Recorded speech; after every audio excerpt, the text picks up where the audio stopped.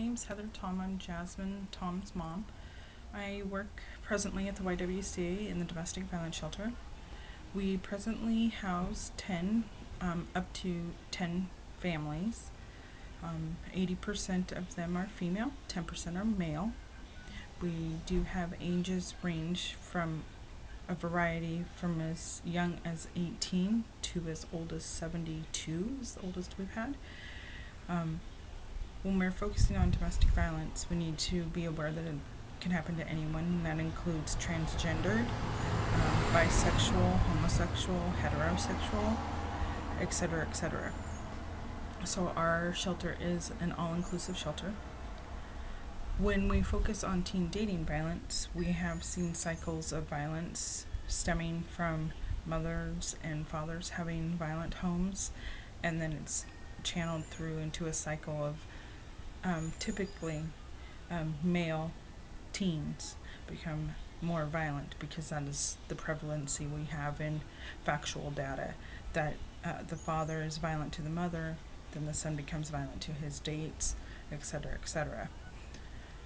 At the YWCA, we have team focuses on groups that will essentially assist victims of domestic violence in dating.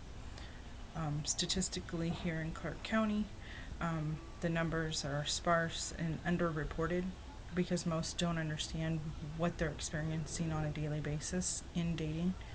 We don't really describe that to our students in schools, and we lack the education and support systems from our state and federal governments in order to provide that funding, in order to provide community education and awareness.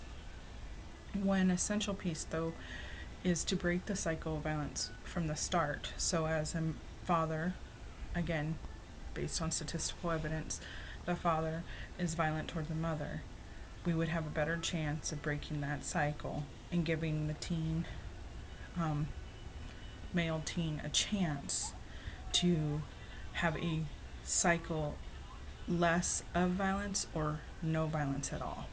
So overall, if you want to educate teens, this piece that Jasmine is doing is one part for teens to essentially say, we need in our community teen dating violence education. You can call the YWCA at and here in Vancouver, and they'll be more than happy to assist you and provide you with additional services at your local school district. Thank you. Did you know young people 12 to 19 experience the highest rates of rape and sexual assault?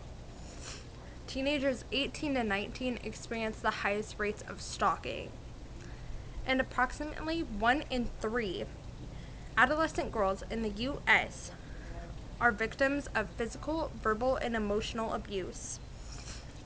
This is the age when young people develop in their own ideas what is and what is not the appropriate relationship behavior. Don't let the things I just said become the acceptable definition. The subject of domestic violence is very near and dear to my heart because I've seen it firsthand in my own life. I feel that the public needs to become more aware of domestic violence and not keep it behind closed doors like a lot of people do. It's a subject that very many people block out. They don't really understand it, or they believe it's that person's own problem and they don't ever think twice about it. But the sad part is that it could be like one of your best friends and he or she isn't telling you about it. It could be some stranger that you walk past in the hallways, or just someone that is in a car next to you when you're at a stoplight. The next thing that you need to know is that you may think you know someone, but in all reality, you may not know them at all. Teens tend to just jump into relationships and they don't really think twice about who the person is, and that's why in some situations the people that they date, they do end up becoming abusive, and those people don't understand why. Like my mom said earlier in the video, it could be because the dad beat the mom and the son got used to that, So he believed that it was normal behavior in a relationship, or vice versa, the girl saw the mom, or just things like that. The teens or adults just end up becoming used to that type of behavior. Um,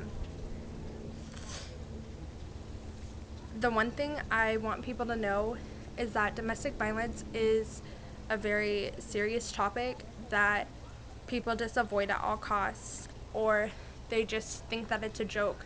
But in all actuality, it's not. People die in these certain situations, and you don't think twice, like, oh, that woman was beat, or that man was beat and they were beat to death. Like, you don't think twice about it. Um, but I believe the more you know, the more you can help create the future to be less of a violent place and have domestic violence be done with. The more that you know about it, there are places that you can get help from, and there are people that are there to help you, and you can talk to anyone. You can talk to a friend. Strangers are always nice to talk to too, although you shouldn't just run up to some random stranger and talk to them. But like, express yourself. Don't be the person to hide behind closed doors, because you're not alone. Thank you.